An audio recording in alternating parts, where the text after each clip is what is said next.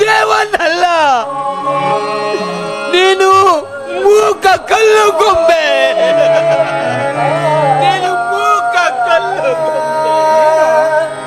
ಏನು ಇದು ವಿಶ್ವಂಬರ? ಕೆಲವು ದಿನಗಳ ಹಿಂದೆ ಮೂರ್ಛೆ ಹೋದ ನನ್ನ ಮಡದಿಯನ್ನ ಸರಕಾರಿ ದವಾಖಾನೆಗೆ ಸೇರಿಸಲು ನೀನು ಕೂಡ ಸಹಾಯ ಮಾಡಿದವನಂತೆ. ಆದ್ರೆ ಈ ರಸ್ತೆ ಮಧ್ಯ ಕಣ್ಣೀರಾಗ್ತಾ ಇದೆಯಲ್ಲೋ, ಯಾಕೋ? ಏನಾಯ್ತು ನಿನಗೆ? ಅಣ್ಣ, ಏನಂತ ಹೇಳಲಿ ಅಣ್ಣ? ಈ ನನ್ನ ಕತೆ ಯಾರಿಗೆ ಹೇಗೆ ಹೇಳಲಿ ಅಣ್ಣ? ಈ ಪಾಪಿ ಜಗದಲ್ಲಿ ಕಾನೂನು ಅನ್ನೋದು ಕಾಲು ಜಾರಿ ಹೋಗಿದೆ. ನ್ಯಾಯದ ಪರದೆ ಹರಿದು ಹೋಗಿದೆ ಅಣ್ಣ. ಏನು ಅಂದ್ರೆ? ಅಂದರೆ ನನ್ನ ಪ್ರೀತಿಯ ಸಹೋದರಿ, ನನ್ನ ಪ್ರೀತಿಯ ಸಹೋದರಿ ಸೌಜನ್ಯ ಕಾಮುಕರ ಅಟ್ಟಹಾಸಕ್ಕೆ ಬಲಿಯಾಗಿ, ಅತ್ಯಾಚಾರಕ್ಕೆ ಒಳಗಾಗಿ, ಕೊಲೆಯಲ್ಲಿ ಬಲಿಯಾಗಿ ಹೋದಳು.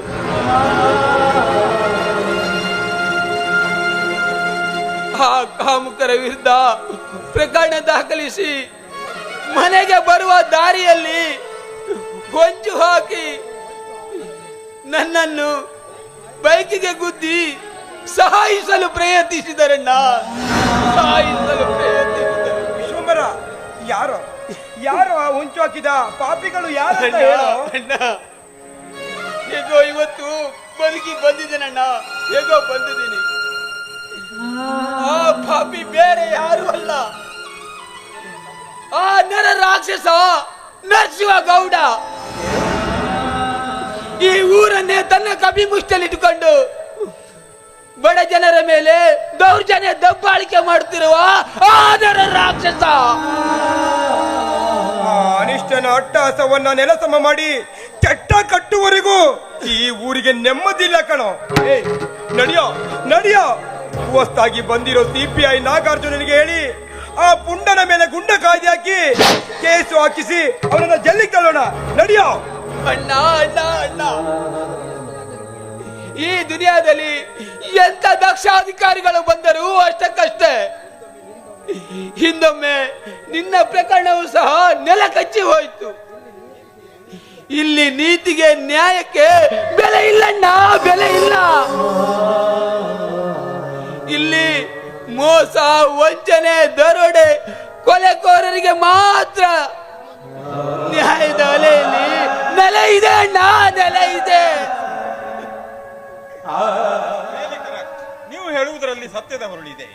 ಯಾಕೆ ಹೇಳಿ, ಇವತ್ತಿನ ಭ್ರಷ್ಟ ರಾಜಕಾರಣಿಗಳಿಂದ, ಅನಿಷ್ಠ ಅಧಿಕಾರಿಗಳಿಂದ ಕೆಲವೊಂದು ಕಾನೂನು ಪ್ರಕರಣಗಳು ಹಳ್ಳ ಹಿಡಿದಿರುವುದಂತೂ ಸತ್ಯ.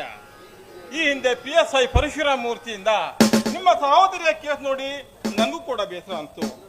ಅದರಲ್ಲೂ ರಘುನಂದನ ಅಣ್ಣನ ಕೇಸು ಕೂಡ ಕಾಸಿನ ಮುಂದೆ ಹೇಸು ಹಿಡಿಯಿತು. ನೋಡಿ, ಇನ್ನು ಮುಂದೆ ಹಾಗೆ ಆಗಲು ಸಾಧ್ಯನೇ ಇಲ್ಲ. ನೀವು ನನ್ನ ಪರವಾಗಿದ್ರೆ ಸಾಕು.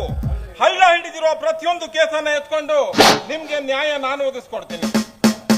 ಸರ್, ನಿಮ್ಮ ಮೇಲೆ ನನಗೆ ನಂಬಿಕೆ ಇದೆ ಸರ್. ಆದ್ರೆ ಆ ಅನಿಷ್ಟ ನರಸಿಂಹಗೌಡನ ಅಟ್ಟಹಾಸವನ್ನ ಮೊದಲು ಮೆಟ್ಟಿಲ್ರಿ. ಆವಾಗ್ಲೇ ನಮ್ಮೂರಿಗೆ ನೆಮ್ಮದಿ ಸಿಗುವುದು ಸರ್. ನಿಜ ಸರ್, ನಿಜ. ಮೊದಲು ಅವರ ಇತಿಹಾಸವನ್ನ ಅಳಿಸಿ ಹಾಕ್ಬೇಕು ಸರ್, ಅಳಿಸಿ ಹಾಕ್ಬೇಕು. ಅದೆಷ್ಟು ಅಮಾಯಕ ಅಬಲೆಯರನ್ನ ಅತ್ಯಾಚಾರ ಎಸಗಿದ್ದಾನೆ. ಅದರ ವಿರುದ್ಧ ಧ್ವನಿ ಎತ್ತಿದವರಿಗನ್ನ ಅಮಾನುಷವಾಗಿ ಹತ್ಯೆ ಮಾಡಿದ್ದಾನೆ. ಇವನ ಕೃತ್ಯ ಒಂದೇ ಎರಡೇ. ಅವರ ಜನ್ಮಕ್ಕೆ ಧಿಕ್ಕಾರ ಇರಲಿ ಸರ್, ಧಿಕ್ಕಾರ ಇರಲಿ. ನೋಡಿ, ನಿಮ್ಮ ಒಡಲಾಳದ ನೋವು ನನಗೆ ಅರ್ಥವಾಗಿರುವಾಗ ಇನ್ನು ವ್ಯರ್ಥವಾಗಿ ನಾನು ಕೂಡಲಾರೆ. ಎಂತ ಸಮರ್ಥರ ಇರಲಿ, ನನ್ನ ಪೊಲೀಸ್ ಪವರ್ ಏನು ಅನ್ನೋದನ್ನ ತೋರಿಸ್ತೀನಿ. ಭೂಗತ ದೊರೆಗಳ ಉದರವನ್ನೇ ಸೀಳ್ತೀನಿ.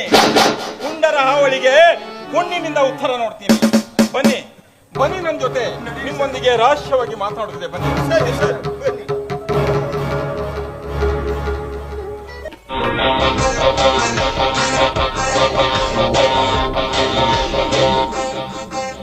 ಬಡವ ರಾಸ್ಕಲ್ ರಘುನಂದನನ ಕೇಸ್ನಲ್ಲಿ ನಾನೇ ವಿನ್ ಆಗ್ಬಿಟ್ಟೆ. ನನ್ನ ಗೆಲುವಿನ ರೂವಾರಿ ಯಾರು ಗೊತ್ತಾ? ಅಡ್ವೊಕೇಟರ್ ಅಶ್ವಥ್ ನಾರಾಯಣ್. ಅಶ್ವಥ್ ನಾರಾಯಣ್ ಒಂದೇ 1 ಕೋಟಿ ಡೀಲಿಗೆ ಸಾವಿರಾರು ಕೋಟಿ ಬೆಲೆ ಬಾಳುವ ಜಮೀನು ಈ ಲಕ್ಷ್ಮೀ ನರಸಿಂಹಗೌಡನ ಹೆಸರಿಗೆ ಮಾಡಿಕೊಟ್ಟಿರುವುದಕ್ಕೆ ನಿನಗೆ ಕೋಟಿ ಕೋಟಿ ನಮನಗಳು. ಇನ್ನು ಮುಂದೆ ನಟನೆಯಲ್ಲಿ ನಟ ಭಯಂಕರ ಈ ಲಕ್ಷ್ಮೀ ನರಸಿಂಹಗೌಡನನ್ನ ಎದುರು ಹಾಕಿಕೊಳ್ಳಲು ಯಾರಿಂದಲೂ ಸಾಧ್ಯವಿಲ್ಲ.